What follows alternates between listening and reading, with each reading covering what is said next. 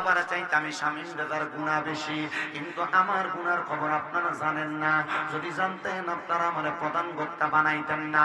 আল্লাহর দরবারে লাখ লাখ শুকরিয়া আদায় করি যে আল্লাহ আমার গুনাহগুলা গোপন করে রাখছে। কিন্তু বাবারা, আপনারা যারা মাহফিলে বসেছেন, একটা বার চিন্তা করেন, আপনার জীবনে তো অনেক গুনাহ আছে।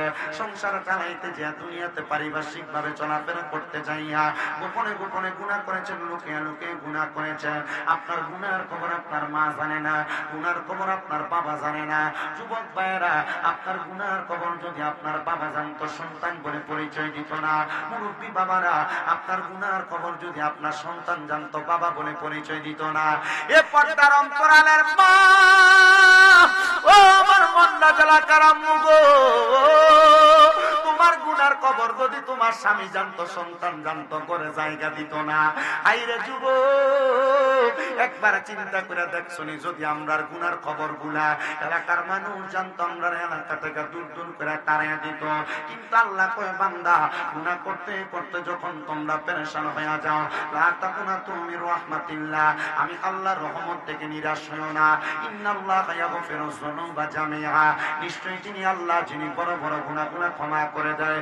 ইন্নাহু হুয়াল গফুরুর রহিম, নিশ্চয়ই তিনি আল্লাহ যিনি ক্ষমাশীল এবং দয়ালু।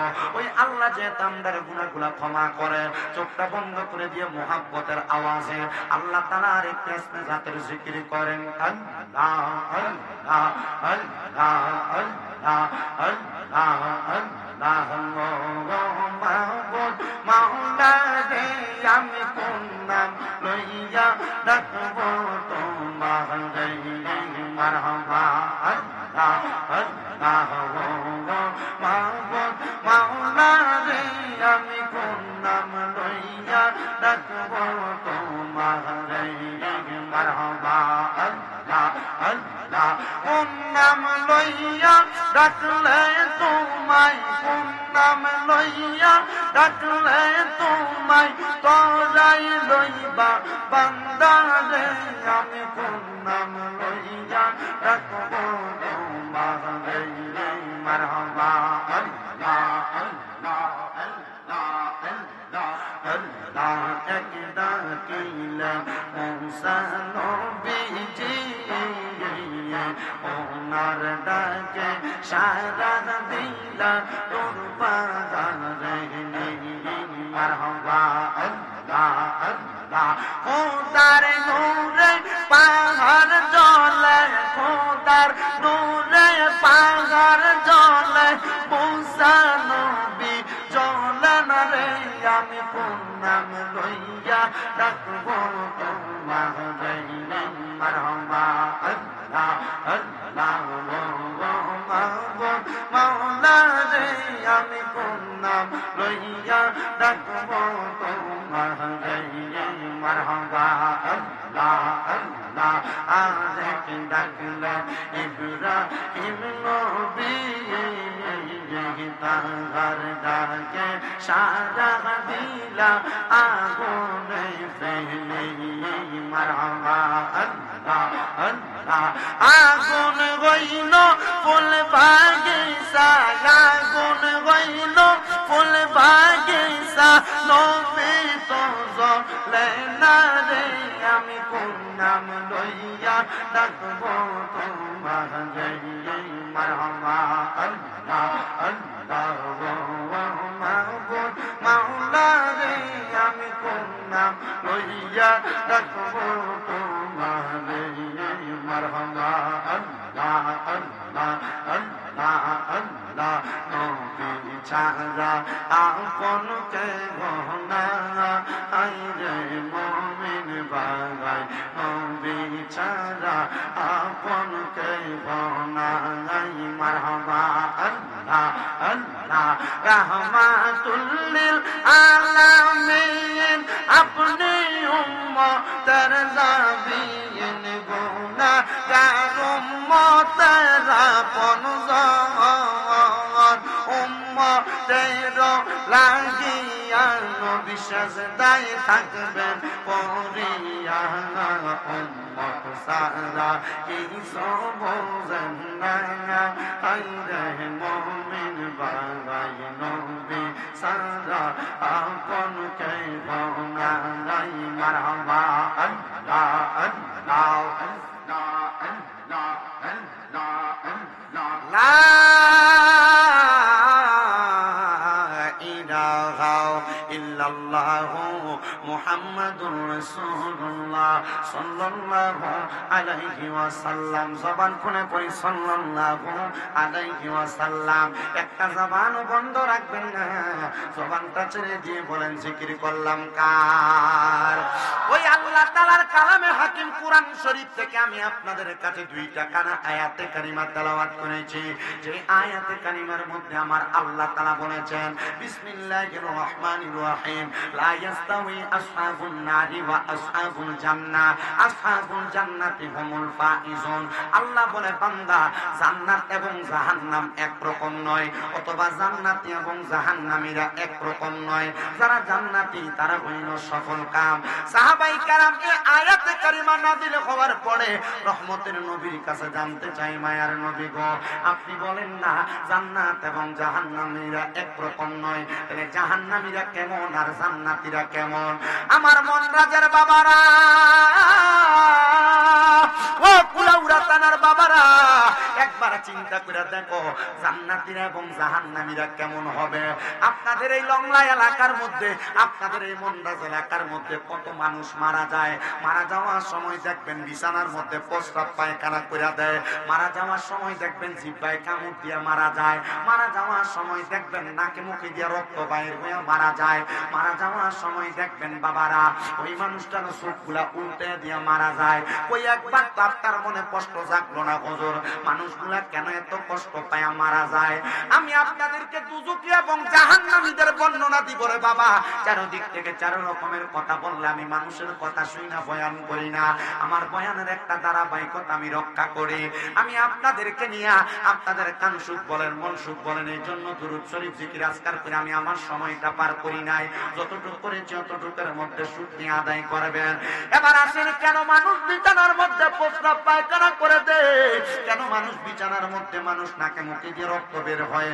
ওই সময়টার নাম হলো সাকরাতুল মাউতের বিছানা। ওই সাকরাতুল মাউতের বিছানাটা বড় ভয়ঙ্কর বিছানা। একটা মানুষ গাড়ির মধ্যে অ্যাক্সিডেন্ট করে যদি মারা যায়, ওই মানুষটা তার মতো মারা গেল। গাছ থেকে পড়ে গেলে গাছের মধ্য থেকে পড়ে মারা গেল। একটা মানুষ ট্রেন অ্যাক্সিডেন্ট করে মারা গেলে ট্রেন অ্যাক্সিডেন্টে মারা গেল। কিন্তু এই সাকরাতুল মাউতের বিছানাটা বড় মারাত্মক বিছানা।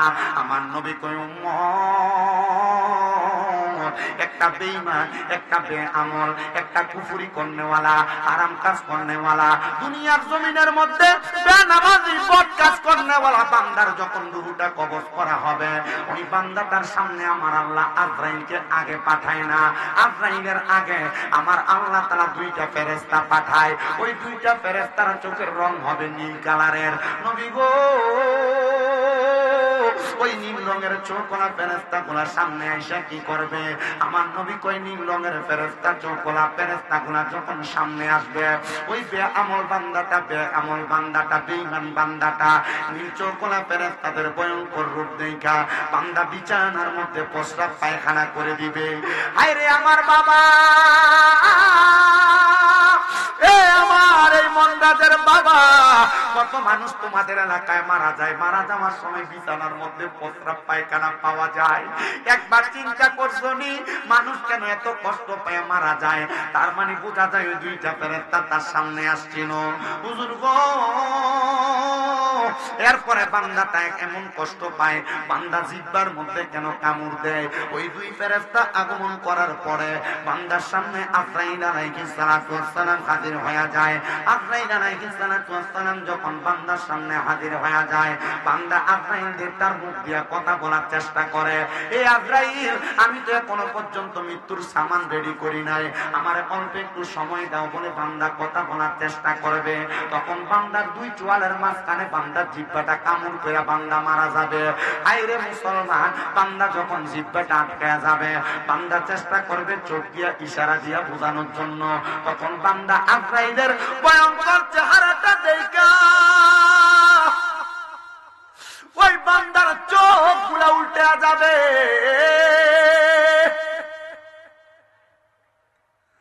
ওই বান্দার চোখটা উল্টে যাওয়ার পরে রে আজরাইলের হাতটা বান্দার বুকের মধ্যে রাখবে রুহুটা কবজ করার জন্য।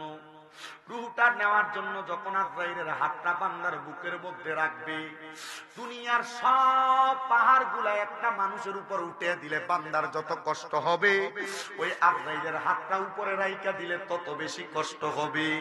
আইরে মুসলমান, ও ধর্মপান মুসলমান ইমানদারেরা, ওই বান্দার বুকের মধ্যে হাতটা রাখার সাথে সাথে বান্দার গায়ের রগগুলা টাস টাস করে ছিঁড়ে যাবে, বান্দার হাতের রগগুলা টাস টাস করে ছিঁড়ে যাবে, বান্দার পায়ের রগগুলা টাস টাস করে ছিঁড়ে যাবে। এমন ভয়ঙ্কর অবস্থা হবে, ওই বান্দাটা ওই ভয়ঙ্কর অবস্থার মধ্যে পড়ে থাকবে। তখন আজরাইল বান্দার শরীর থেকে রূহটা কবজ করবে। নবী গো, একটা মানুষের রূহ যে কবজ করবে, মানুষটার কেমন কষ্ট হবে। হযরত ইদ্রিস পয়গম্বর বর্ণনা দেয়, একটা জীবিত ছাগলকে লটকে দিয়া তা জীবিত অবস্থায় শরীরের চামড়াটা টাইনা টাইনা ছিঁড়ে ফেললে ওই বকরিটার যত কষ্ট হবে, একটা মানুষের শরীর থেকে রূহটা আলাদা করলে মানুষটার এমন কষ্ট হবে, মনে হবে তার দেহ থেকে চামড়াটা টাইনা টাইনা আলাদা করা হইতেছে। আইরে মুসলমান, ওই বান্দার রূহ যখন কবজ করা হবে, তখন বান্দার রূহটা আজরাইলকে বলবে, আজরাইল তুমি এত তাড়াতাড়ি আমারে কোথায় নিয়ে যাও? আজরাইল বলবে, তোমার শেষ ঠিকানার মধ্যে। ওই সময় বলবে, রে আমার শেষ ঠিকানার মধ্যে আল্লাহ তাআলা আমার জন্য যে শাস্তি রেডি করে রাখছে, তুমি যদি জানতা তাইলে তুমি তো আমার সেই জায়গার মধ্যে নিয়ে যাইতা না। ও বন্ধুরে, দুনিয়াতে কত গুনার কাম করলা, কত হারাম কাম করলা, কত পরের হক মাইরা খাইলা, কত গান বাজনা নিয়ে তুমি পইরা থাকলা, মনে রাখবারে কত সুদ খাইলা, কত ঘুষ খাইলা, কত পরের হক খাইলা। তুমি মনে করছো ইমানদারের মতো মারা যাইবা? না না না, ইমানদারের মতো মরতা না, কুত্তা বিলাইয়ের মতো মরবা। মরার পরে জানাজা দেওয়ার মতো মানুষও খুঁজা পাবা না। কথা কন্যা ঠিক কিনা? আর আমরা সমাজের লোকগুলার বড় দাম, সুদকুর গুলার বড় দাম, ঘুষখোর গুলার বড় দাম। আপনারা কোন এই লংলা এলাকায় মন্ডা এলাকার মধ্যে একটা সুদকুর নাই? আছে না নাই? আমরা সমাজের মানুষের সুদকুটিরে ধরে নিয়ে মসজিদের সভাপতি বানায়। কথা কোন বলেন ঠিক কিনা? আমরা সমাজের মানুষ এই ঘুষখোর সুদকুটিরে ধরে নিয়ে মসজিদের সেক্রেটারি বানায়। আমরা সমাজের মানুষ এদেরকে ধরে নিয়ে এলাকার সর্দার আর মাতাব্বর বানায়। আপনারা বলেন এমন অবস্থা সমাজে আছে না নাই?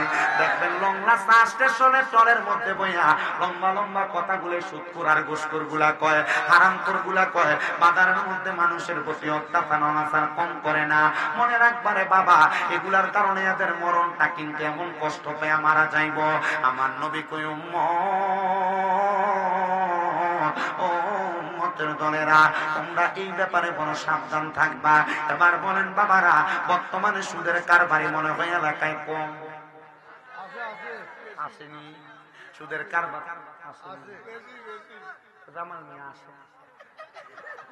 সুদের কারবারি আছে না নাই? ও বাবা, এখন আবার বেটা মানুষ সুদ খায় না, বাড়ি বাড়ি মহিলারা আবার সুদের ব্যবসা করে। নাম দিছে এটার কিস্তি। কথা কয় না? আছে না নাই? এটার নাম দিছে কিস্তি। এই সুদের অবস্থাও কিন্তু বেশি বানানা। আবার এখন একটা ডিজিটাল সুদ বাইর হইছে। এলাকার মধ্যে সুদের ব্যবসা করলে মানুষ তারে খারাপ কইব, এজন্য ক্ষেত পাথরের বন্ধের জায়গা বেচা 20-30 লাখ টাকা এক লগে করে ব্যাংকে নিয়ে রাখে। এটার নাম দিছে এফডিআর। এই এফডিআর এর 20-30 লাখ টাকা রাখা মাসে মাসে তুল্লা খায়। চিন্তা করছে 10 লাখ টাকা রাখলে 10 বছর পরে এটা 20 লাখ হইব, ডাবল হয়ে আইব। এই জন্য এটার নাম দিছে একটা ন্যাশনাল সুদ। আরেকটা সুদের ব্যবসা এলাকার মধ্যে চলে, যেটা দেখবেন আপনার বউ আপনারে ফান দিয়া করায়। বলে হুজুর এই সুদের ব্যবসাটা কোনটা? এটা হলো দেখবেন আপনার বউ আপনার মাঝে মাঝে কয়, তুমি যে যা কামাই করো সব খাইয়া লাও। আমরা ফুটের আমরা জিয়ের তো একটা ভবিষ্যতের ব্যাপার আছে, আইন আমরা একটা ডিপিএস করে লাই। এই ডিপিএস এর মাধ্যমে আরেকটা সুদের ব্যবসা চলে। তো তুমি ডিপিএস এর মাধ্যমে সুদের টাকা দিয়া তোমার ফুটের ভবিষ্যৎ করে দিবা। আমার এই ফুট তোমার বুড়া বয়সে তোমার লালন পালন করবে, আশা করবা। জি না, হবে না। হারাম টাকা দিয়া সন্তানের ভবিষ্যৎ করবা, এই সন্তান কোনোদিন তোমার বৃদ্ধ বয়সে করবে না। মিছা কথা কইয়া কামাই কইরা টাকা দিয়া সন্তানের ভবিষ্যৎ করবা, এই সন্তান কোনোদিন তোমার দেখবে না। আর মানুষের হক মাইরা মাইরা সন্তানরে বড় করবা, তোমার সন্তান কোনোদিন তোমার প্রতি ভালো আচরণ করবে না। মনে রাখবা কাল ময়দানে মাহশরে ওই সন্তানের কাছে একটা নেক আমলের জন্য যা বলবারে ফুত, তুই ফুতেরে খাওয়াইতে দে, আমি বাপে গুনাহ করছি, এখন আমি আব্বা দিয়ে একটা নেক আমল লেগে ধরা খাইয়া গেছি, দেখ না রে একটা নেক আমল দিয়ে আমি আব্বারে সহযোগিতা কর। ফুতে কইব আমনে কেডা, আপনারে তো চিনিই না। আর যেই ফুতে আপনার ময়দানে মাহশরে পরিচয় দিত না, যে স্ত্রীরে ভালো জামা কাপড় পরাইবার লাগে হারাম পথে ইনকাম করে, ওই বউয়ের কাছে একটা নেক আমল চাইবেন, আপনারে পরিচয় দিত না জামাই কইয়া, তো কেন আপনি আপনার জীবনটারে দুনিয়ার জমিনের মধ্যে এভাবে কাটাইতেছেন, সোনার জীবনটা দুনিয়ার জমিনে নষ্ট করতেছেন? আমি আপনার কাছে বলবো, ঈমানের সাথে নেক আমলের দৌলত নিয়ে জীবন কাটাও রে আমার মনরাজের বাবা। দেখবা তোমার দুনিয়া সুন্দর, আখিরাত সুন্দর। এবার আপনারা বলেন বাবারা, আমরা দুনিয়া আখিরাত সুন্দর বানাইতে চাই কি চাই না? আপনার কি কষ্ট হইতেছে? ওয়াজ চলবে ইনশাআল্লাহ, সিন্নি হয়ে গেছে গিয়া রেডি ইনশাআল্লাহ। আমার ওয়াজ যেই ওয়াজ করতেছি এই ওয়াজ চলেনি আপনাদের এলাকা? ৬০ বছর পরে এসে কুলাউড়া থানায়। কয় বছর? ৬০ বছর পরে এসে।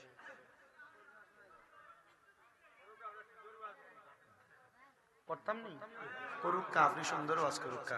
এই মাদ্রাসার ফুলাই, তোমরা কিন্তু কানে কানে কথা কইও না আব্বা, সাবধান। তোমরা কথার কারণে যেন আমার ডিস্টার্ব না হয়, কারণ তোমরা যখন কানে কানে কথা বলো, তোমরা কি বিষয় নিয়ে কথা বলতেছো আমার আইডিয়া হয়ে যায়।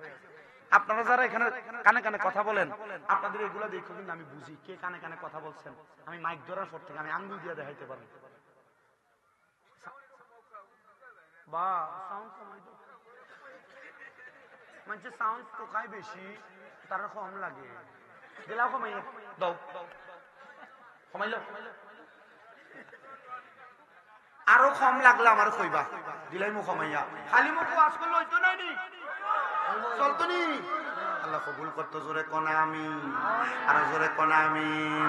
তুমি রহমান, তুমি মেহেরবান, বলেন তুমি রহমান, তুমি মেহেরবান।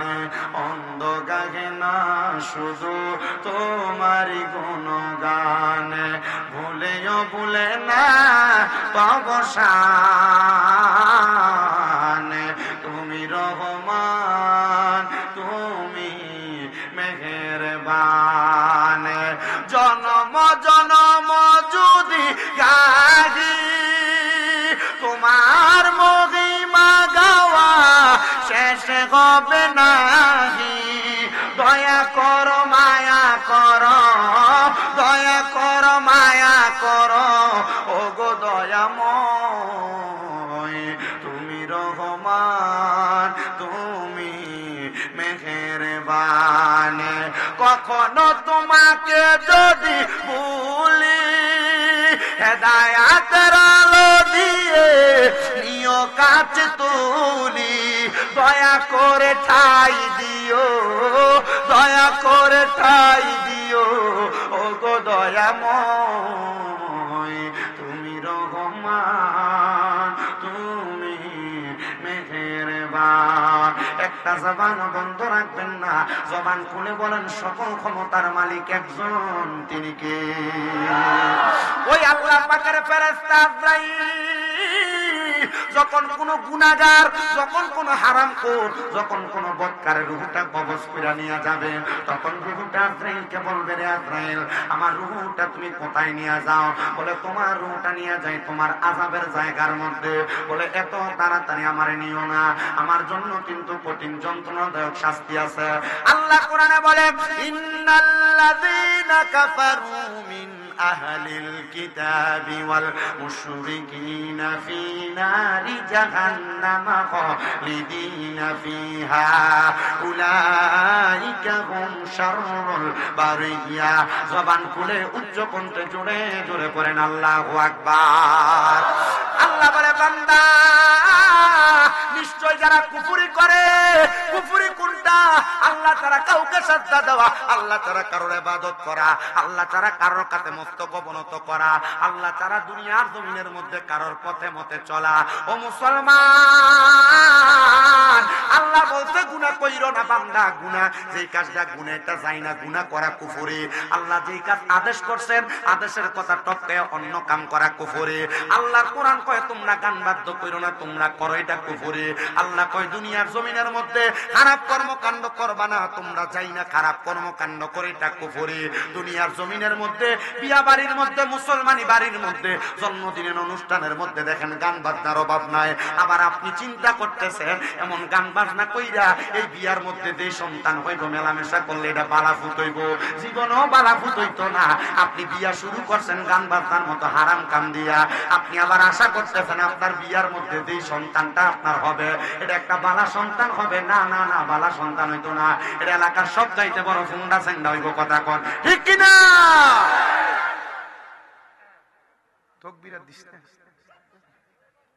আপনাদের কষ্ট হয়, অসুবিধা হয়, বয়ান বুঝে আসবে, আপনাদের মনে হচ্ছে বাবা এখন আসলে আসেন, না আসলে নাই, তাবারুকের সময় আইও। কারণ তোমরা যদি তাবারুকে লইয়া না দাও তাহলে আমরা তাবারুক হই না, মানুষও পাইতাম না। আল্লাহ যেন আমরা কবুল করে আস্তে আস্তে কোন আমিন। এ মুসলমান ইমানদার, এবার ওই বান্দাটার গুনাহগার রূহটা নিয়া আজরাইল ফেরেশতা প্রথম আসমানের সামনে যাবে। আসমান কয়টা? আস্তে কয়টা? গিফট হবে ওই আসমান কয়টা? আসমান হইল 7টা। এবার ফেরেশতা যখন প্রথম আসমানের সামনে যাবে, ও বন্ধুরে, ওই গুনাহগার যারা, এই বদকার যারা, খারাপ কাম যারা করে, তার অবস্থাটা শুইনা লন। এর অবস্থাটা কেমন হবে আমি আপনাদের কাছে বর্ণনা করতেছি। ও বন্ধু, আমার হাতে যেটা দেখেন এটার নাম কি? আস্তে কইছি, এটার নাম কি? এটা টিস্যু ধরে নেন, এটা একটা রুমাল। একটা রুমালকে আজরাইল ফেরেশতার হাতে থাকবে।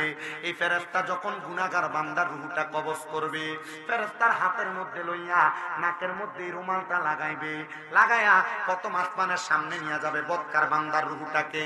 এবার প্রথম আসমানের সামনে দেখবে অসংখ্য ফেরেশতারা দাঁড়ায়া দাঁড়ায়া ওই বদকার বান্দার দিকে, রূহটার দিকে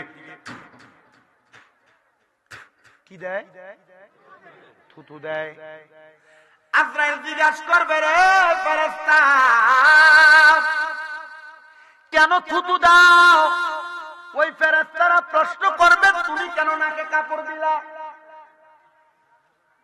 এবার আজরাইল ফেরেশতা বলবে বান্দা গুনাহ করতে করতে, হারাম খাইতে খাইতে, পরের হক মেরা খাইতে খাইতে, মিছা কথা কইতে কইতে, গালি দিতে দিতে, সুদ খাইতে খাইতে, গোশ খাইতে খাইতে বান্দার রূহটা একটা ফসা রূহ হয়ে গেছে, মানে দুর্গন্ধযুক্ত একটা রূহ হয়ে গেছে। এ বান্দার রূহের দুর্গন্ধ আমরা সহ্য করতে পারি না, এজন্য আমরা নাকের মধ্যে কাপড় লাগাইছি। তাহলে তোমরা কেন থুতু নিক্ষেপ করতেছ? বলে যেই কারণে তুমি নাকের মধ্যে রুমাল লাগাইছো, এই কারণে আমরা বান্দারে থুতু নিক্ষেপ করতেছি। বলে বান্দারে এখন কোথায় নিয়ে যাইবা? বলে আলমে আরোহায়। বলে বান্দার জায়গা তো আলমে আরোহায় হবে না। কেন? কেন বান্দার জায়গা আলমে আরোহার মধ্যে হবে না? বলে বান্দা গুনাহ করার কারণে প্রথম আসমানের দরজা বন্ধ, ডাইনে বামের দরজা বন্ধ, তবে বান্দার জন্য একটাই মাত্র দরজা খোলা। ওই দরজাটা কোনটা? বলে ওই দরজার নাম হলো ফি নারি জাহান্নামা। ওই দরজার নামটা হলো জাহান্নাম। বলে কতদিন থাকবে? বলে খালিদিনা ফিহা। ওই জাহান্নামের মধ্যে বান্দা চিরস্থায়ী বাসিন্দা হয়ে থাকবে। বলে ওই বান্দাটা কারা? ওই বান্দা হইল উলাইকা হুম শাররুল বারিয়া। ওই বান্দা হইল দুনিয়ার সবচাইতে নিকৃষ্ট বান্দা, দুনিয়ার সবচাইতে বাদ বান্দা। এ বান্দা, আপনি মনে করছেন কবরের মধ্যে 3টা প্রশ্ন করা হবে, মান রাব্বুকা, ওমান দীনুকা, ওমান নাবিয়ুকা। জি না, আপনারে কবরের মধ্যে নেওয়ার পরে 3টা প্রশ্ন সবাইরে করত না। যারা দুনিয়াতে এমন বাজে কাজগুলা কইরা কবরে যাইব, এদেরকে নিয়েই ডাইরেক্ট ফিডা শুরু করব। আল্লাহর নবী কই উম্মত শুনো, ফিডা কোনো সাধারণ পিডা না রে নবী গো, কেমন পিডা ফিটবো গো? আমার নবী কয় একটানা 3000 বছর আল্লাহ তাআলা ফিডাইব। বলে কেমন মাইর, কেমন আঘাত দেওয়া হবে, কেমন আযাব দেওয়া হবে? একটানা 3000 বছর জাহান্নামের আগুনের মধ্যে জ্বালানো হবে। ওই জাহান্নামের আগুনের রং তিনটারে তিনটা।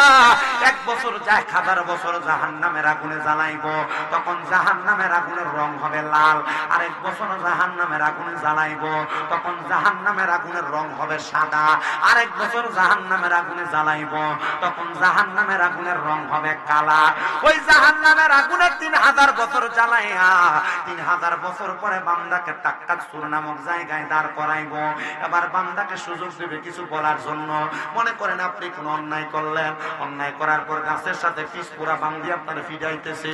3 ঘন্টা মারার পরে আপনার বললো বল এবার কি বলবি? আপনি কি কইবেন? আমারে মাফ করে দেন। এটাই তো বলবেন, স্বাভাবিক না? যে আমারে মাফ করে দেন, আমি অন্যায় করছি। কিন্তু বান্দা 3000 বছর জ্বলার পরে মাফ চাবে না। বলে কি করবে? বলে 3000 বছর জ্বলার কারণে বান্দার গলা থেকে কলিজা পর্যন্ত শুকিয়ে যাবে। বান্দা 3 বার মুখ দিয়ে পানির কথা ব্যবহার করবে। সাহাবায়ে কেরাম বলে নবী, ও মায়ের নবী গো, দয়ার নবী, তখন কি বান্দাকে কোনো পানি দেওয়া হবে নাকি? আমার নবী কয় কলা নাম, হ্যাঁ পানি দেওয়া হবে। নবী গো, বান্দার পানিগুলা কি দুনিয়ার মিনারেল ওয়াটারের মতো? না না না, এই পানি যেমন পানি বান্দারে ওই পানি দেওয়া হবে না। অন্যান্য জাহান্নামীরারে জাহান্নামের মধ্যে জ্বালাইয়া পুড়িয়া যে পানিগুলা তৈরি হয়েছে, ওই রক্ত এবং পুঁজগুলা লোহার একটা গরম পাত্রের মধ্যে করে আইনা দিব। হাদিস শরীফে পানির নাম হলো তিনাতুল খাবাল। এই তিনাতুল খাবাল দিব বান্দারে। নবী যখন এই কথা বলে, নবীজির মসজিদে নববীর মিম্বরের সামনে 70 মতান্তরে 72 জন সাহাবায়ে কেরাম ছিল। আমার নবী কয় একটা না 40 জন সাহাবী বেহুশ হয়ে মাটির মধ্যে পড়ে গেছে। মায়া নবী গো, দুনিয়ার কোন পানির মধ্যে সামান্য ময়লা পড়লে ওই মানুষটা পানিটা মুখের মধ্যে দেয় না, আর বান্দা কি জাহান্নামীদের রক্ত পুঁজগুলা মুখের মধ্যে দিবে? আমার নবী কয় হ্যাঁ দিবে। যখন রক্ত পুঁজগুলা মুখের মধ্যে দিবে, বান্দার পেটের নারী বুড়িগুলা বান্দার পায়খানা রাস্তা হইয়া বের হইয়া যাবে। হায়রে মুসলমান, এত কষ্ট হয়ে এত আযাব দেওয়া হবে, একটা বার কি তুমি চিন্তা করলা না এত কষ্ট তুমি কেমনে সহ্য করবা? আল্লাহ, আপনি তো বেঈমানদের কথা বললেন, আল্লাহ ইমানদারের কথা আমার নবীর মাধ্যমে একটু জানান না। আমার নবীজি চোখ দিয়া পানি মুবারক গুলো ছেড়ে দিয়ে কান্দে, আর আমার নবীজি মুস্কি মুস্কি হাসতেছে। নবী গো, আপনি জাহান্নামীদের কঠিন আযাবের কথা বললেন, ইমানদারদের কথা বলার কারণে আপনার চোখ দিয়া পানিও পড়তেছে, আবার আপনি নবী মুস্কি মুস্কি হাসতেছেন, কারণটা কি গো নবী? আপনি কি একবার বলবেন নাকি? আমার নবীজি ডাক দিয়া কয় সুখবর সুখবর সুখবর, উম্মতদের জন্য বড় সুখবর, যারা ইমানদার, যারা নেক আমল করেওয়ালা তার জন্য সুখবর। নবী কেমন সুখবর? নবী কয় ইন্নাল্লাযীনা আমানু ওয়া আমিলুস সালিহাতি উলাইকা হুম খায়রুল বারিয়া। জবান খুলে উচ্চ কণ্ঠে জোরে জোরে কোন আল্লাহু আকবার।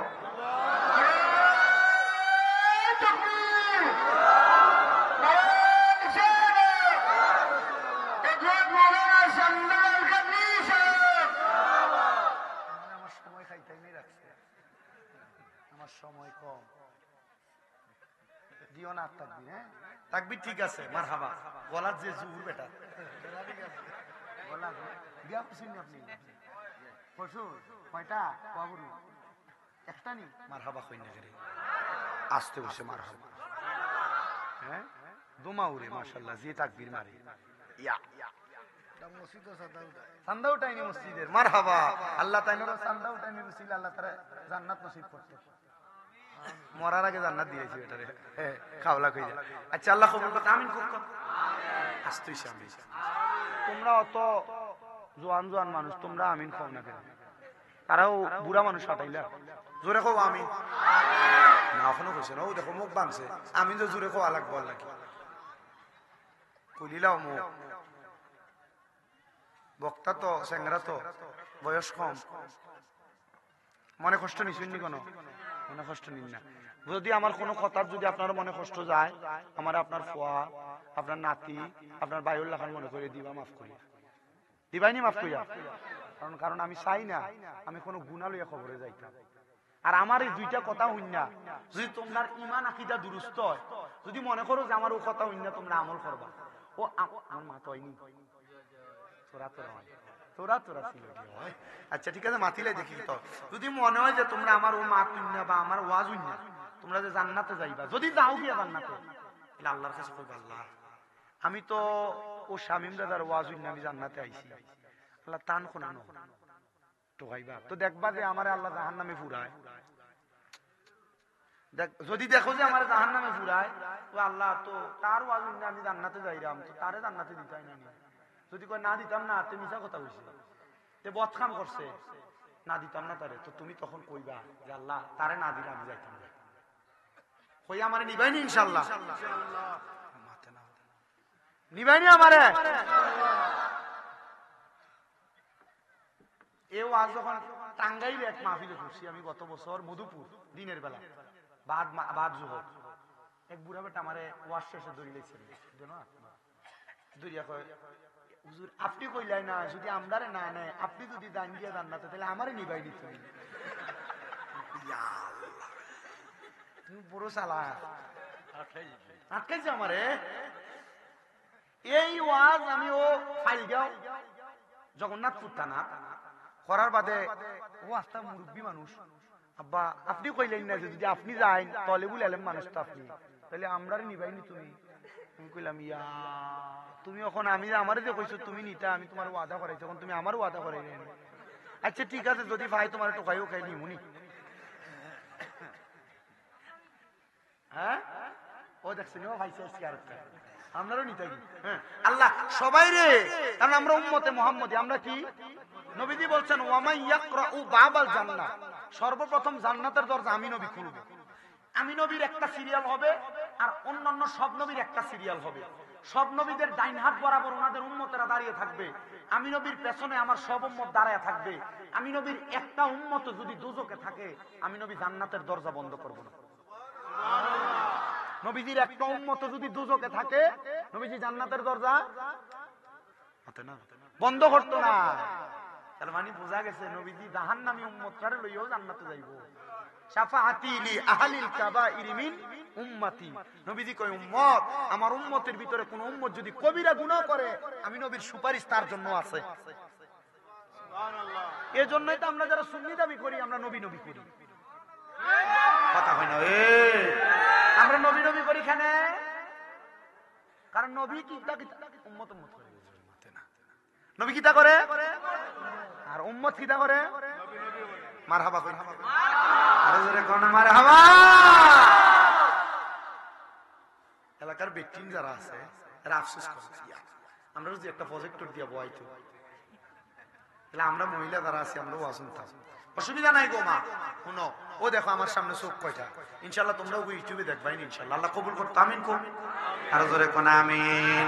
আমার মুসলমান ইমানদার, আল্লাহ তাআলা কোরআনুল কারীমের মধ্যে ঘোষণা করতেছে ইন্নাল্লাযীনা আমানু, নিশ্চয়ই যারা ঈমান এনেছে, ওয়া আমিলুস সলিহাত, নেক আমল করেছে, উলাইকা হুম খায়রুল বারিয়া, ওই ব্যক্তিগুলা দুনিয়ার সবচাইতে ভালো মানুষ, সবচাইতে ভালো মানুষ। মায়ার নবী গো আপনার কাছে জানতে চাই, এই ভালো মানুষটা কেমন করে মারা যাবে, ভালো মানুষরা কেমন কষ্ট পায় মারা যাবে। দেখেন বাজে লোকগুলা কেমন কষ্ট পায় মারা গেছিল, মরণটা বড় খারাপ মরণ, কিন্তু ইমানদার যখন মারা যাবে, আমার নবী কই উম্মত, ও উম্মতের দলেরা, ওই ভালো মানুষগুলা বড় ভালোভাবে মারা যাবে। নবী গো কেমনে মারা যাবে? বলে ভালো মানুষের রূহ নেওয়ার জন্য আজরাইল একবার না 4 বার আসবে, 4 বার। কয়বার? কয়বার? আজরাইল কি ভালো মানুষের রূহ নেওয়ার ক্ষমতা নাই? তাহলে 4 বার কেন আসবে? তিরমিজি শরীফের একটা হাদিস শরীফ শুনেন, আল্লাহর নবী কই উম্মত শুনে নাও, আজরাইল সর্বপ্রথম আইসা ইমানদার বান্দার বুকের মধ্যে হাত দিবে, কিন্তু বুকের মধ্য থেকে 2টা ফেরেশতা বাধা দিবে। আজরাইল ইমানদারের রূহ তুমি বুক দিয়া কবজ করতে পারবা না। বলে কেন কেন কেন কবজ করতে পারবো না? বলে ইমানদার বান্দার বুকের মধ্যে আল্লাহ এবং নবীর ভালোবাসা আছে, আউলিয়া কেরামের মোহাব্বত আছে, এই জন্য ইমানদারের বুক দিয়া রূহ কবজ করা যাবে না। এবার আজরাইল দ্বিতীয়বার আবার আগমন করবে, বান্দার বিবজিকার নূর চেহারার মধ্যে আক্রমণ করবে, কারণ বান্দার সবচাইতে আকর্ষণীয় জায়গা বান্দার চেহারা। এবারে কপালের মধ্য থেকে দুইটা ফেরেশতা ডাক দিয়া বলবে, আজরাইল, এ আজরাইল, বান্দার রূহ তো মুখ দিয়া কবজ করতে পারবা না। বলে কেন? বলে বান্দা তো ইমানদার, বান্দা 5 ওয়াক্ত নামাজের মধ্যে সুবহান রাব্বিয়াল আলা বইলা আমার আল্লাহ তাআলার প্রশংসা করেছে, এই জন্য বান্দার রূহ কবজ করা যাবে না মুখ দিয়া। এবার বান্দার ডান দিক থেকে হামলা করা হবে, ডান দিক থেকে দুইটা ফেরেশতা বাধা দিবে। আজরাইল বান্দার ডান দিক দিয়ে রূহ কবজ করা যাবে না। বলে কেন গো, কেন রূহ কবজ করা যাবে না? বলে বান্দার ডান দিকে আছে বান্দার দান এবং সাদাকা, বান্দার বাম দিক দিয়ে হামলা করা হবে, দুইটা ফেরেশতা আজরাইলকে বাধা দিবে। আরে আজরাইল বান্দার বাম দিক দিয়ে রূহ কবজ করা যাবে না। বলে কেন গো? বলে বান্দার বাম দিক দিয়ে আছে বান্দার মা বাবার খেদমত, এই জন্য বান্দার রূহটা কবজ করা যাবে না। এ নবী গো, তাইলে বান্দার রূহটা আজরাইল কেমনে কবজ করব? বলে সাজরাতুল ইয়াকিন নামক একটা গাছ আছে লামকানের মধ্যে, ওই গাছের পাতায় পাতায় বান্দাদের হায়াত লিপিবদ্ধ আছে। যখন গাছের পাতাটা ছিঁড়া পইড়া যায়, বান্দার রূহের হায়াতটা শেষ হয়ে যায়, তখন আজরাইল বান্দার সামনে আসে। আল্লাহ বলবেন, আজরাইল বান্দার রূহ কবজ করবা। এখন বান্দার রূহ তো কবজ করতে পারবা না, বান্দা ইমানদার, কারণ ইমানদাররা মরতে সময় কালিমা নসিব হয়। কথা কোন ঠিক কিনা? কি নসিব হয়? আর অনেকে দেখবেন মরার সময় দাঁত খিচ্ছা মারা যায়, বোবা হয়ে মারা যায়। কথা বলেন না কেন? ইমানদারের মৌতের সময় কি নসিব হয়? জোরে কন্যা কি নসিব হয়? আপনারা বলেন, আপনাদের মরণের সময় কালিমা নসিব হোক, আপনারা চান কি চান? মহাব্বতে কন্যা চান কি চান না? আজকে কিন্তু কুলাউড়ার মন্ডাজ এলাকার মানুষ ইমানের একটা পরীক্ষা দিছে, কারণ একদিকে জান্নাত আর একদিকে জাহান্নাম। আমি কইছিলাম জান্নাত আর জাহান্নাম একরকম না।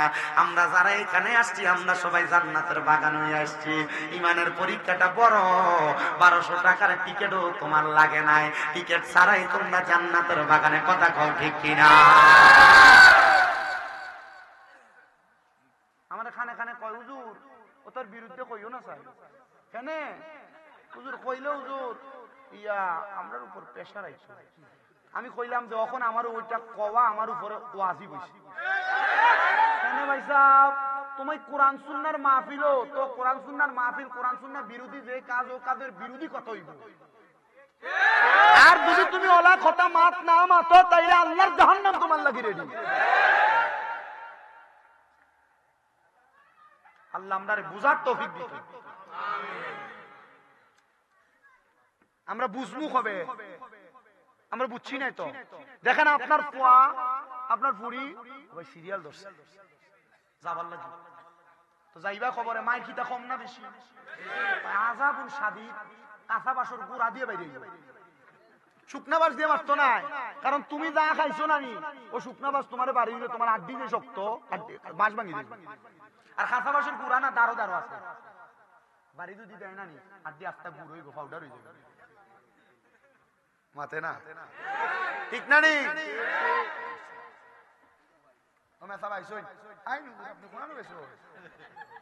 দিন হুজুরে আরো 2-3টা কুয়া বান্ধা দেন।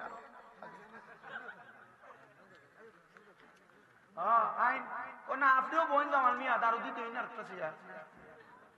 আপনি না হাফিজ সাহেব মারহাবা কই। হ্যাঁ ও তো আমি তো দেখছি হাফিজ জামশেদ আলী সাহেব, শিক্ষক সৈয়দ নজিবিয়া খাতুনিয়া হাফিজিয়া মাদ্রাসা। মারহাবা। তারারে ভালোবাসবা, মায়া করবা বেশি। আলিম উলামারে কিতা করবা না, এখন আলিম উলামারে বাস দে মাতে না কিতা দে দেওনি বাস মল্ল দিতা না নি, মল্ল বাস দিতা না। কি জাত মানুষ, মল্লে বাস দিও, জিন্দা থাকতে বাস দিও না। জিন্দা থাকতে যদি বাস দিও তো বেটার বাসা লাগবো নি। কিতা ভাই কষ্ট নি যদি পারো তুমি একটু সামনে দিয়ে আগাও, দিয়া তোমার আরেকটা বাইরে বোয়ার জায়গা করে দাও। তাহলে তুমি যদি একজনের জায়গা করে দাও, আল্লাহ তোমার জান্নাতে বোয়ার জায়গা করে দিব। দেখি জান্নাতের লালুস কার কার আছে। আও দাও, তুমি তোমার একটা বাইরে ওখানে মাহফিলে বোয়ার জায়গা করো, আল্লাহ তোমার জান্নাতে বোয়ার জায়গা করে দিব। আও আও আও, আস্তে আস্তে আও, মাশাআল্লাহ। আও দেখছো নি কত ভালো মানুষ। না তা তোমরা বাইরেও থাকো, অসুবিধা নেই। শোনো, বাইরে বইয়া বইয়া আও, যার মন চাই বই তাই না, প্রবলেম নেই, কোনো প্রবলেম হইলে আমার কইবা ইনশাআল্লাহ। আপনার অসুবিধা হননি? ঠিক আছে নি আপনারা সবাই? ওয়াজ আর করতে হইতো নি, হইতো ইনশাআল্লাহ, চলবো ইনশাআল্লাহ, আল্লাহ কবুল করতে। আমিন কও। ও দারুদি দেখছেন নি, তারা যে ক্ষেতের একটা আইল হইছে না, নিজে আরাম করিয়াছে, আরো লাগার কইছে, মাশাআল্লাহ। বই ঠিক আছে, মারহাবা কও। তারা মনে করছে আমরা মাহফিলে মানুষ নাই। দেখিছেন একটা তাকবীর দিয়ে বুঝাওছেন যে আমরা মানুষ আছি। যে অন্যারে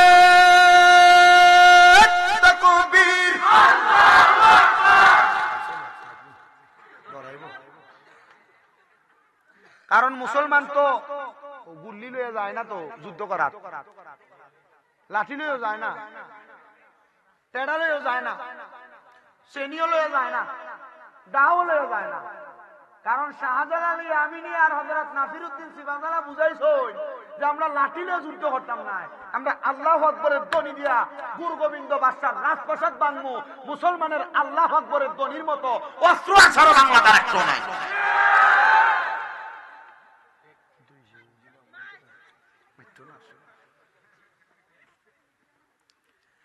আল্লাহ বুঝার তৌফিক দান করুন, জুড়ে পড়েন আমিন। ইমানদারের কাছে আসবে কয়বার? রূহ কি নেওয়া যাবে? কি মজা! এই এখানে যে মহিলারা আছেন, কোনো কথা বলা যাবে না, নিরাল ওয়াজ শুনে। আমি আপনাদের পক্ষের কথা একটু আগে বইলা দিচ্ছি, একটা প্রজেক্টরের কথা বলছি না, আমি তো জানি, আমি অবস্থা বুঝি। আমি বললাম না, আমি এখানে বৈশা চারিপাশের মোটামুটি একটু একটু খবর হইলো বলতে পারবো, কারণ আমি ওয়াজ করতে করতে আমার অভ্যাস হয়ে গেছে। আমি ওয়াজ করি 2017 সাল থেকে, হিসাব করেন বইনা কয় বছর হয়েছে। আমার মুসলমান ইমানদার তার রূহটা কবজ করার জন্য আজরাইল আসার পরে বান্দার রূহ বাম দিক দিয়ে কবজ করা যাবে না, কারণ বান্দার বাম দিক দিয়ে থাকবে মা বাবার খেদমত। তখন বান্দার রূহটার কবজ করবে না, আজরাইল ফিরে যাবে। তখন বলবে আল্লাহ, বান্দার রূহটা কেমনে কবজ করতাম? বলে বান্দার সামনে যে দাঁড়ায় থাকবা, বান্দা মুমিন, বান্দার রূহ কবজ করার আগে একবার হলো কালিমা পড়বে।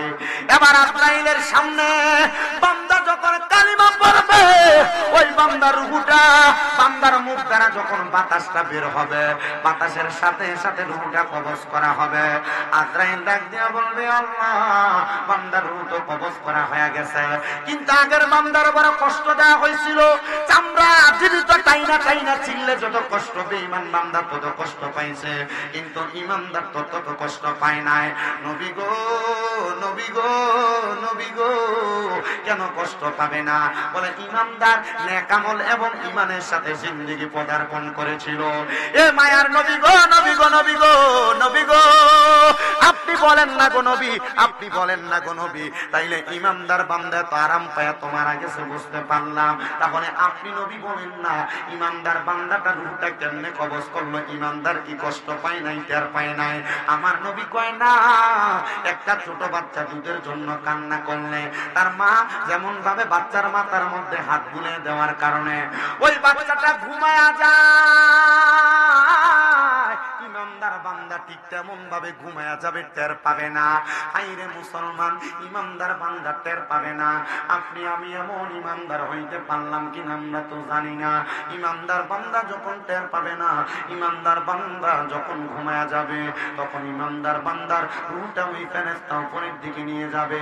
আগের বান্দা বেঈমান বেআমলকে থুতু দিয়েছিল, কিন্তু অন্য ফেরেশতারা থুতু দিবে না, তারা বলবে আহালান ওয়া সাহালান মারহাবান দুয়ুফুল্লাহ দুয়ুফুর রহমান, হে আল্লাহর মেহমান, আপনাকে স্বাগতম, আসেন আসেন আসেন। বান্দাকে স্বাগতম বা জানাইয়া উপরের দিকে নেওয়া হবে, বান্দারে জান্নাতের মধ্যে সব জায়গা দেখানো হবে। আজরাইল বলবে, আল্লাহ, বান্দার রূহ তো কোনো জায়গায় রাখা যায় না, কি করব গো? তখন আমার আল্লাহ তাআলা আজরাইলকে আয়াত তেলাওয়াত করে শুনিয়ে দিবে, ওয়ালা তাকুলু লিমান ইউকতালু ফি সাবিলিল্লাহি আমওয়াত বাল আহইয়াউ ওয়ালাকিন লা তাশউরুন। তুমি কি জানো না, আল্লাহর যারা খাস বান্দা, যারা আল্লাহর রাস্তায় শহীদ হয়ে গেছে, আল্লাহর রাস্তায় ইন্তেকাল করেছে, আল্লাহর রাস্তায় দুনিয়ার জীবনটা কাটায় মৌতের বিছানায় শুয়েছে, এরা মরে না, এরা জিন্দা, বাল আহইয়াউন, এরা জিন্দা। শুধু জিন্দা না, ওয়ালাকিন লা তাশউরুন, এদেরকে যারা মরা বলে এরা নির্বোধ, এরা বোকা, এরা বুঝে না। এজন্য মনে রাখবা, শাহজালাল ইয়ামিনী মরে নাই, শাহপরান ইয়ামিনী মরে নাই, সাহেব কেবলা মরে নাই, এরা জিন্দা জিন্দা জিন্দা। কিন্তু আমরা বান্দারার চামড়ার চোখ দিয়া দেখি না, অন্তরের চোখটা খুইলা দেখো, মুরাকাবায় বইসা দেখো, দেখবা তারা তোমাদের মাঝে মাঝে আইসা ঘুইরা ঘুইরা তোমাদের সকল অবস্থা অবলোকন করে। জোরে জোরে বলেন সুবহানাল্লাহ। এই হিকমতের জ্ঞান তোমার কাছে আছে কিনা জানি না, তবে তোমার কাছে বলবো, ইমানদারের দৌলত দিয়া তুমি তোমার জীবন সাজাও, তাইলে তুমিও চোখ বন্ধ করলে দেখতে পারবা।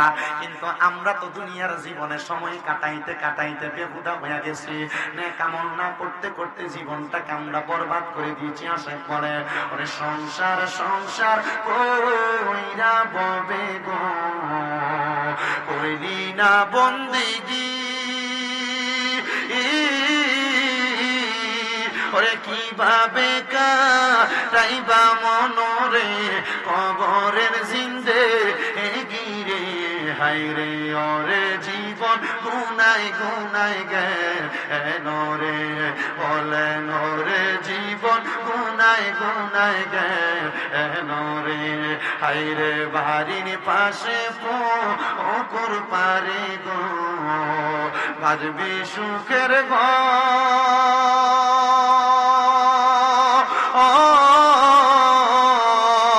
বায়ো নাই তোর বান্ধব নাই রে, কে লইবে খবর রে, হাইরে ওরে জীবন গুনাই গুনাই গেল রে, হাইরে পড়বি পড়বি বলের যুব, নামাজটা পড়নি না,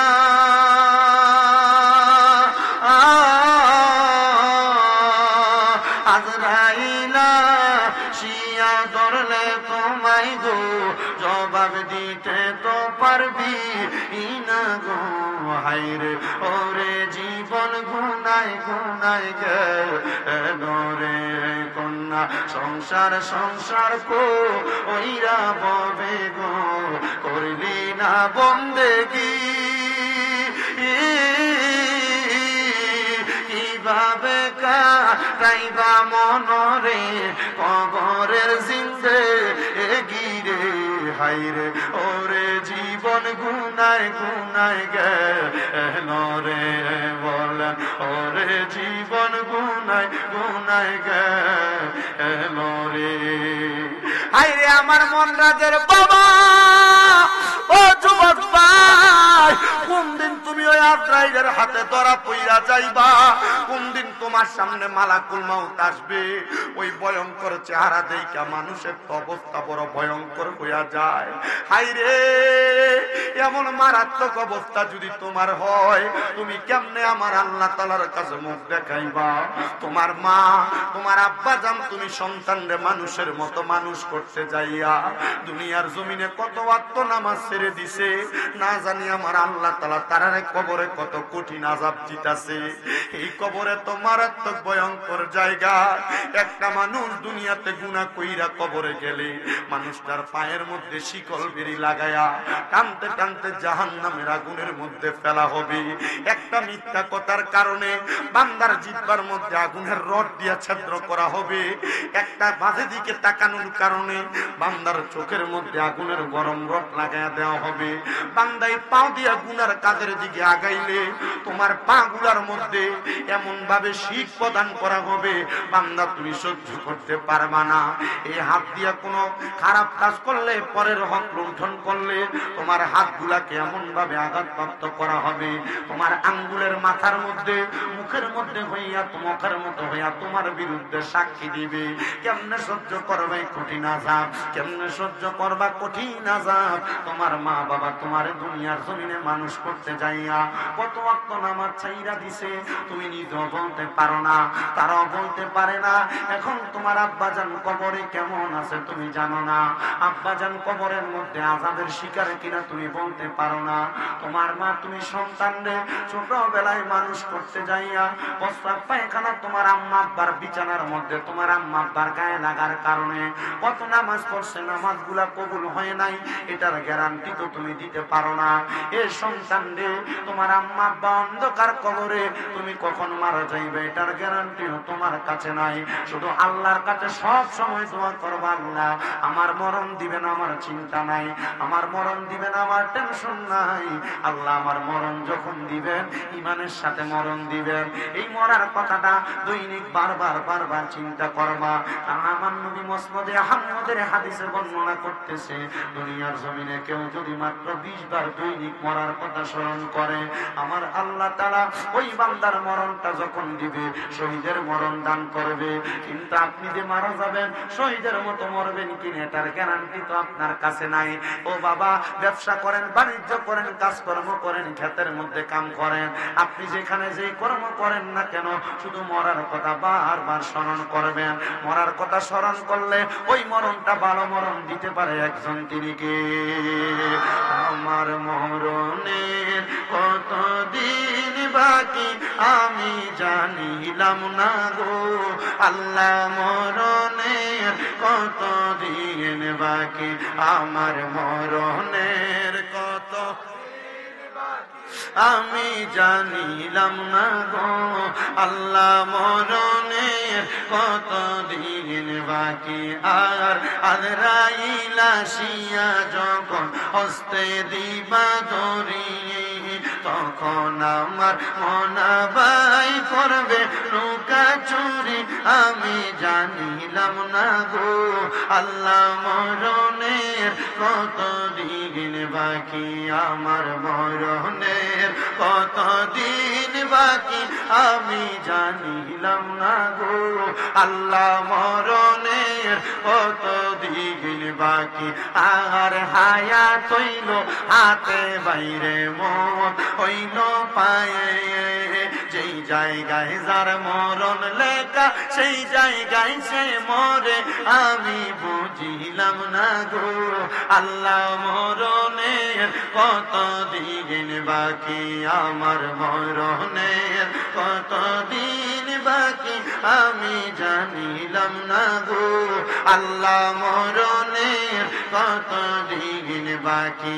আর 40 দিনের আগে বাইরে মতের নিশানি, সঙ্গতে আসিয়া তোমার হাতে দিবে আন্দি, আমি বুঝিলাম না গো আল্লাহ, মরণের কতদিন বাকি। বলেন মরণের কত আমি, ও আল্লাহ মরণের।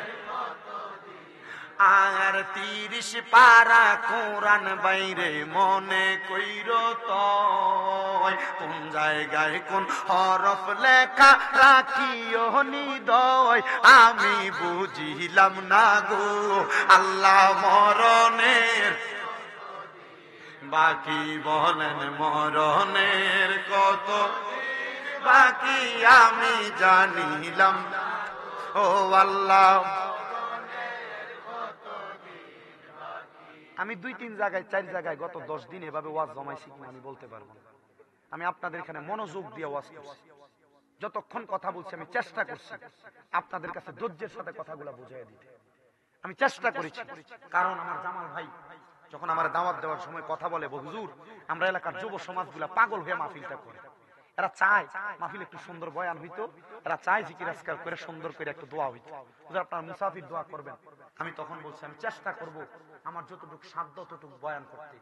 আপনারা যদি বলেন যে গান গাইয়া উল্টা পাল্টা সময় নষ্ট করে আমি কিচ্ছা কাহিনী করে সময় নষ্ট করে দিব, আমার কাছে আছে সুযোগ। কিন্তু আমার যে 7-8 বছর আগে যে কুরসাইয়ের ওয়াজ করে গেছি, আমার 7-8 বছরের যে ওয়াজ আর এখনের ওয়াজ এক না। আমার ওয়াজের ধারাবাহিকতা চেঞ্জ। আমি চেষ্টা করি, আর এখন পর্যন্ত আমার যারা ওয়াজের নিচে বন্ড লেগছে এরা আমার ওয়াজ সামনাসামনি শোনে নাই।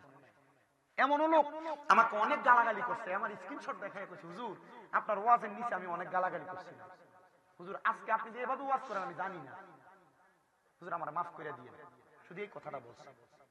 আমি বলবো যদি ওয়াজ শোনেন মনের মতো ওয়াজ অল্প একটু যথেষ্ট। আমি এটা আমার কথা বলি আর কি। ও বাবা, এই মরার কথা শুনলেন, মরার কথা স্মরণ করলেন, বেঈমানের মতো মরার কথা বুঝলেন, ইমানদারের মতো মরার কথা বুঝলেন, কিন্তু আপনি বাড়িতে যে আপনার মা বাপটিরে ভাত দিলেন না। বাড়িতে যে দেখলেন আপনার আম্মা আব্বা জুদা, বড় ভাইয়ের ঘরে এক বেলা ভাত খায়, মেজো ভাইয়ের ঘরে এক বেলা ভাত খায়, ছোট ভাইয়ের ঘরে এক বেলা ভাত খায়। আপনার বউ আপনার কথায় কথায় বলছে তুমি কি ফুটাইলা, তোমার মা বাপের তার 2-3টা ছেলে মেয়ে আছে, তুমি দিয়ে একা তোমার মা বাপরে ভাত খাওয়াও, তারা কি করছে, তারা খাওয়াইতে পারে না? এই কথা শুনে তুমি তোমার মা বাবারে আলাদা করে দিছো। তোমার মা এক সপ্তাহ এই ঘরে ভাত খায়, এক সপ্তাহ ওই ঘরে ভাত খায়, এক সপ্তাহ ওই ঘরে ভাত খায়। কি রে আব্বা, তোমার আম্মা আব্বা তো তোমরা 3 ভাই 4 ভাই এইভাবে পালে নাই, তোমরা 3 ভাই 4 ভাই তো এই এক মা বাপের ঘরে ভাত খাইছিলা। কেমনে তুমি তোমার বউয়ের কথা শুইনা তোমার এই আম্মা আব্বারা আলাদা করছো? আল্লাহর কসম করে বলি, লংলার বাবারা, কুলাউড়ার বাবারা, এই মনরাজের বাবারা, আশেপাশে এলাকার মুসল্লিরা ওই আম্মা আব্বার মনে কষ্ট দিয়া, আম্মা আব্বারে ভাত না দিয়া, আম্মা আব্বারে ধমক দিয়া, শামিমরা দানা পুরা মৌলভীবাজার পুরা সিলেট বিভাগের বড় আলেম দিয়া না ওয়াজ করাইবা, এই ওয়াজ দিয়া কোনো ফায়দা হবে না।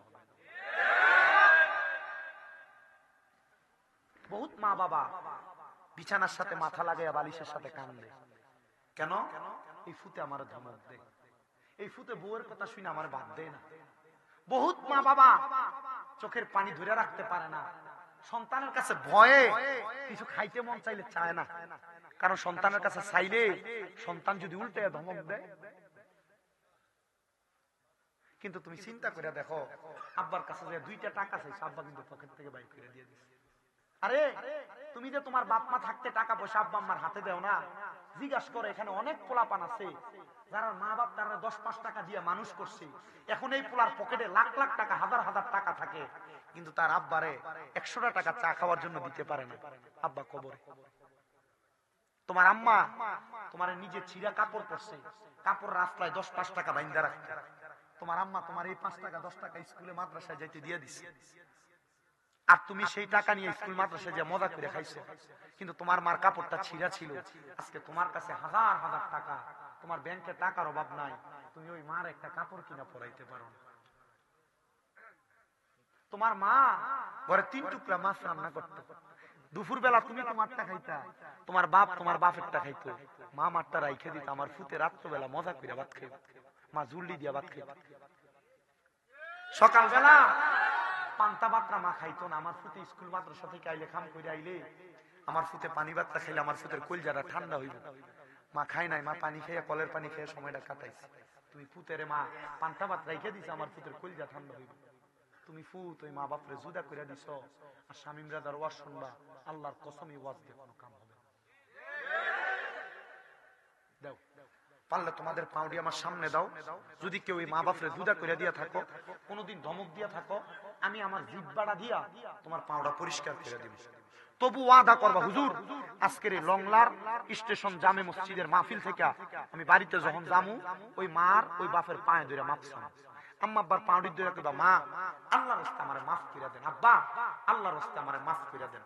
যতক্ষণ পর্যন্ত মা বাপ মুখ দিয়া বলছে তোমারে মাফ করে দিছি, ততক্ষণ মা বাপের পাও ছাইরো না, কারণ মনে রাখবা সাখাতুর রব্বি ফি সাখাতিল ওয়ালিদাইন, আম্মা আব্বার অসন্তুষ্টিতে আমার আল্লাহ অসন্তুষ্টি। ওই মা বাবার মনে কষ্ট দিয়া তোমার মসজিদে দেয়া সেজদা দিতে দিতে কফাল কালা বানাইবা, মক্কা মদিনা দেয়া হজ করবা, মা বাপ যদি মুখ দিয়া না বলে যে মাফ করে দিচ্ছি, পাও ছাইরো না। অনেকে চিন্তা করে হুজুর আমিও কি মাফ চাইতাম, আমি তো অন্যায় করি নাই। আরে বেটা, আম্মা আব্বার পায়ে ধরলে দাম কমে না, সম্মান কমে না। তোমরা দোয়ায়, আমি ছোট মানুষের 6টা মাদ্রাসা কুমিল্লা, আমি জানি এটা আমার নিজের যোগ্যতায় হয় নাই, আমার মা বাবার দোয়ার বরকতে। যখন মাদ্রাসায় ক্লাস 6-7 পড়ি, হুজুর কইছিল আম্মা আব্বার পায়ে চুমা দিলে জান্নাতের চৌখাটে চুমা দেওয়ার সওয়াব পাওয়া যায়। এরপরে বাড়িতে যে আম্মা আব্বা ঘুমাইছে, মা বাপের পায়ে চুমা দিছি। এখনো মাঝে মাঝে আব্বার পায়ে চুমা দিলে কয় দেখ ফোলা কি করে। আম্মা আব্বার পায়ের কাছে ছোট হইলে সন্তানের দাম কমে না, ইজ্জত কমে না, সম্মান কমে না। আল্লাহ তাআলা এই সন্তানদের দেশের কাছে, দশের কাছে বড় বানিয়ে দেয়। কিন্তু অনেকে তো চিন্তা করে, হুজুর যারার বাড়িতে আব্বা আছে তারা বাড়িতে যে আব্বার পায়ে ধরে মাপ চাইবো, আমার তো আব্বা নাই, আমি কার পায়ে ধরে মাপ চাইবো? হুজুর যারার বাড়িতে মা আছে তারা বাড়িতে যে মার পায়ে ধরে মাপ চাইবো, আমার তো মা নাই, আমি কার পায়ে ধরে মাপ চাইবো? ও সন্তান, আম্মা আব্বারে কবরে শোয়া দিছ, মাপ চাওয়ার সুযোগ নাই। আমি বলবো আজকের মাহফিল কবুল হবে কি হবে না এটার গ্যারান্টি কেউ দিতে পারবে না। তবে একটা গ্যারান্টি দেওয়া যায়, আগামীকালকে যদি দেখো এই লংলা স্টেশনের চা দোকানে বৈশা কোন বাবা বলতেছে, হ্যাঁ আমার ফুতে শামীম দাদার ওয়াজ শুইনা বাড়িতে এসে আমার পায়ে ধরে মাপ চাইছে, কিন্তু আমার ফুতে কোনোদিন আমার লগে কোনো অন্যায় করে নাই, আমার সন্তানে, মনে করবা মাহফিল কবুল হয়ে গেছে। যদি শুনো এই বাড়ির মহিলা ওই বাড়ির মহিলার কাছে বলছে, আমার সন্তান শামীম দাদার ওয়াজ শুইনা আমি মার পায়ে ধরে মাপ চাইছে, কিন্তু আমার সন্তান কোনোদিন আমার সাথে কোনো অন্যায় করে নাই, মনে করবা মাহফিল কবুল হয়ে গেছে। বলে হুজুর কেন? কারণ ওই আম্মা আব্বা খুশি, রেদার রব্বি ফি রিদাল ওয়ালিদাইন, আম্মা আব্বার সন্তুষ্টিতে আল্লাহ সন্তুষ্টি। এজন্য মনে রাখো, আম্মা আব্বা যতদিন বাইসা আছে টাকা পয়সার হিসাব করো না। আম্মা আব্বা যতদিন বাইচা আছে এই রত্নটার যত্ন করো। আম্মা আব্বার পেছনে যে সন্তান মাত্র 1 দিরহাম খরচ করে, এই সন্তানকে আল্লাহ তাআলা লাখ লাখ সম্পদ দিয়া ভরপুর করে দেয়। সন্তান দুনিয়ার জমিনে এমন সম্মানে সম্মানিত হয়, আল্লাহ তাআলা দেখেন। ও বাবা, অনেক মা বাবারে খাওয়াইতে পারো না, আম্মা আব্বা কবরে। আমি বলবো আম্মা বউ সুস্থ হয়ে গেলে ফলমূল খাওয়াইয়া কি করবা? সুস্থ থাকতে আম্মা আব্বার 1 কেজি আপেল নিয়ে খাওয়াইও। আম্মা বউ সুস্থ হইলে আপেল খাওয়াইলে তো পাতলা পায়খানা হয়ে যাবে। সুস্থ থাকতে 1 কেজি আপেল কিনা খাওয়াইলে, 1 কেজি আঙ্গুর নিয়ে খাওয়াইলে বলে হুজুর এত কিছু কিনার তৌফিক নাই। আরে বাবা, এই সপ্তাহে 1 কেজি আপেল কিনো, পরের সপ্তাহে 1 কেজি আঙ্গুর কিনো, পরের সপ্তাহে 1 কেজি কমলা কিনো, আম্মারে নিয়ে হাতে দিয়ে খাইতে, আম্মারে নিয়ে দিয়া কইও আম্মা খান। কিরে বাবা, তোমার আব্বা তো রাস্তাঘাটে কোনো ভালো খানা দেখলে খাইছে না, লুঙ্গির খুঁটটার মধ্যে কইরা খানাটা লই আইছে ফুতের লাগি। আজকে তোমার আব্বা কবরে, তুমি খাওয়াইতে পারো না, তোমার আম্মা কবরে খাওয়াইতে পারো না। সবার কাছে করো জোর আবদার, হুজুর আমার মা কবরে, বাবা কবরে, আমি আমার কবর, হাসর, মিজান, ফুলসেরাত, আমার মুত্রা ইমানি মরণ চাই। আমি বলবো তুমি তোমার আম্মা আব্বার জন্য খাস করে দোয়া করো। নবী বলছেন, এই যে কান্দে না, চোখের পানিটি পড়ে না, পানিটি পড়ে না, যে চোখের পানিটি পড়ে না, কি লেগে পড়ে? আল্লাহর নবী কইছে, দুনিয়ার জমিনে কোন সন্তানের মা মারা যাওয়ার পর, বাবা মারা যাওয়ার পর ওই সন্তান যদি রব্বির হামহুমা কামা রব্বায়ানি সগীরা বইলা চোখের মনি কোঠার ভিতরে একটা মাছির মাথা পরিমাণ পানি ছেড়া দেয়, ওই পানিটা মাটিতে পড়ার আগে আল্লাহ তার মা বাবার জীবনের গুনাহ মাফ করে দেয়। মা কবরে, বাপ কবরে, বাড়িতে যাইয়া আম্মা আব্বার বিছানাটার দিকে চাইলে চোখের পানি টপ টপ করে পড়ে, হুজুর আমার আব্বাই বিছানায় শুয়ে আছে। আম্মার পুরান কাপড়টা আলমারিটা লাড়া দিলে দেখলে চোখের পানি দিয়ে ভাইয়া ভাইয়া পড়ে, হুজুর আমার আম্মাই কাপড়টা পরতো কই?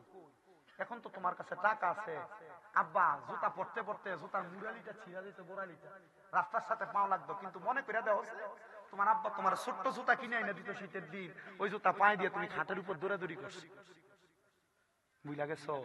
আম্মা ঈদের দিন নতুন জামা কাপড় কিনছে না, আব্বা পুরান লুঙ্গিটা পুরান পাঞ্জাবিটা আয়রন করে পড়ছে। আব্বা আপনি যে ঈদের জামা কাপড় কিনছেন না, আব্বা কইতো যে এখন কি আর আমার ঈদের বয়স আসেনি, তোমরাই না পড়বা।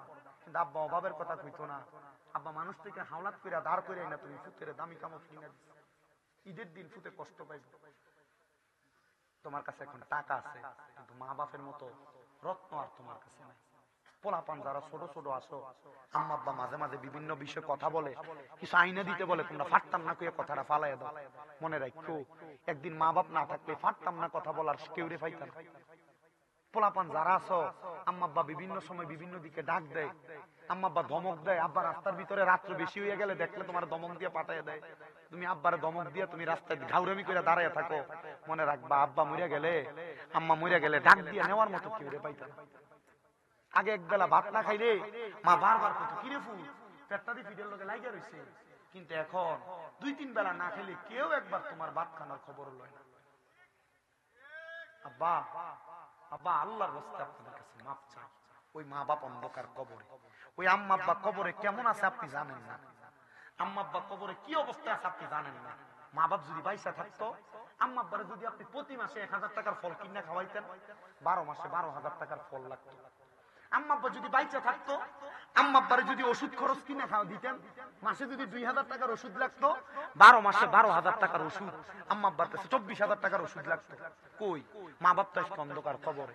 আম্মা আব্বা যদি বাইচা থাকতো, আম্মা আব্বার যদি ভাত খাওয়াইতেন, আপনার কি বছরে 1-2 বস্তা চাউল লাগতো না আম্মা আব্বার পেছনে? কই? মা বাপ কবরে। আব্বা, ওই আম্মা আব্বা আপনার জায়গা জমি দিয়া গেছে। যে বাড়িতে থাকেন, যদি ভাড়া থাকতেন, মাসে 5,000 করে দিলে 12 মাসে 60,000 টাকা ভাড়া দেওয়া লাগতো। দেখি একটা সন্তান কন্ত, হুজুর আমার মা নাই, আমার আব্বা নাই, আমার আম্মা আব্বার লেগে দোয়া করবেন হুজুর, আমি আগামী বছরে মাহফিলটাতে আমার আম্মা আব্বার মোহাব্বতে 10,000 টাকা দিব। একটা সন্তান।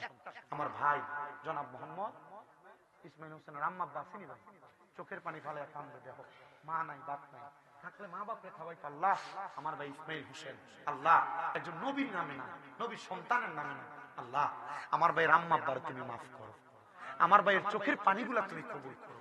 আল্লাহ ভাই যে উসিলা করে, যে উদ্দেশ্য করে দান করছে, দান কবুল করো। 2 নাম্বার আসেননি আরেকটা ছেলে, হুজুর